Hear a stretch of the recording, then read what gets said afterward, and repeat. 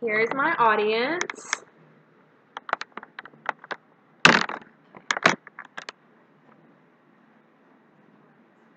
What do singer Bob Marley and Olympic athlete Usain Bolt have in common? Well, besides the fact that they're both famous for their accomplishments, they both share the same home country. If you haven't guessed by now what I'm talking about, the place that I'm going to be talking to you about today is Jamaica. And I myself have been lucky enough to visit this country and see firsthand everything it has to offer. Today I'm going to be talking about some basic facts about Jamaica, some of my favorite things about this trip, and some common misconceptions about this country. First, to get things started off, I'm going to be talking about a couple of facts about Jamaica. Surprisingly, people don't realize how small this country is. I myself had no clue how small the country this really was, even until a couple of days ago until I started doing this research. According to a staff writer from Jamaicans.com, Jamaica is only a mere 4,411 square miles. It is only 146 miles in length and 22 to 51 miles in width.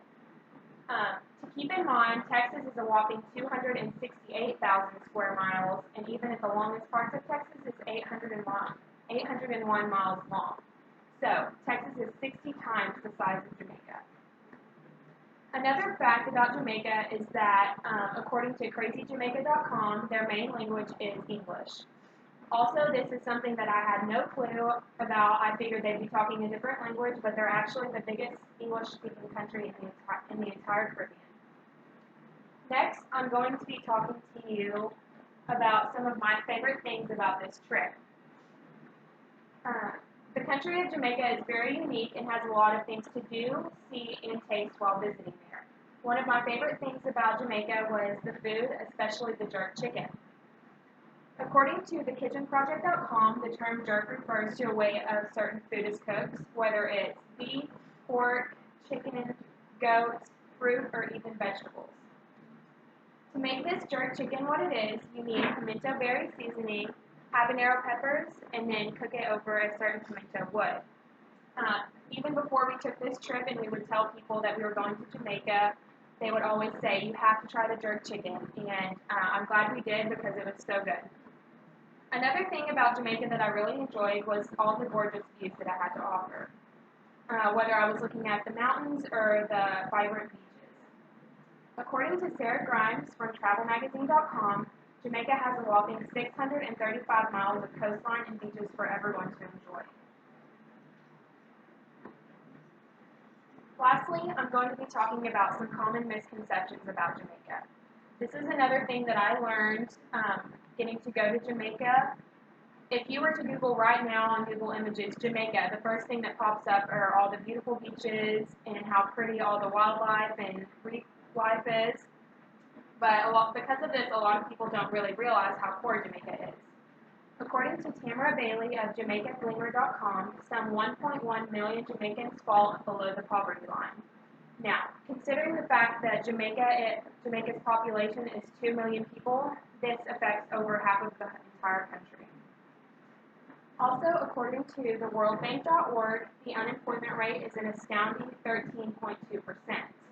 If you don't really know what that means, the unemployment rate of Texas is only 5.2%, which is a major difference and is one of the major reasons why Jamaica is as poor as it is.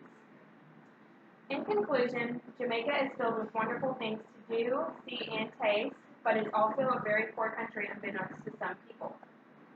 I was very lucky to get to visit this country myself and see everything that it has to offer.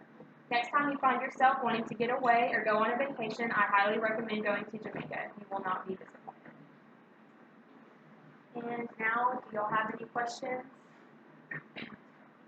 I have a question. If you had the chance to go back to Jamaica, would you tour the poverty-stricken areas, or would you stay mainly on the beautiful beaches? I would probably go with beaches this time, mainly because the first time I did go to Jamaica, I was able to get to see all of the downtown poverty, but now that I have seen that, I would probably choose beaches this time and see all the wonderful scenery. Yes. Considering that the poverty is so high there, is there enough crime that accompanies it to where it's not safe to take small children there? I believe with any poverty, there's going to be crime that follows. I would recommend it that if you're going to tour the downtown cities like I did myself, to stay on the bus, and if you are, travel in groups because they do like to approach you very aggressively and try to get you to sell you stuff. So, yes. What's one cool fact that you didn't know about Jamaica? Probably the size. Once again, I had no clue that it was as small as it is, and I know Texas is huge, but in comparison, I had no idea that it would be 60 times bigger than Jamaica. Thank you. You did good.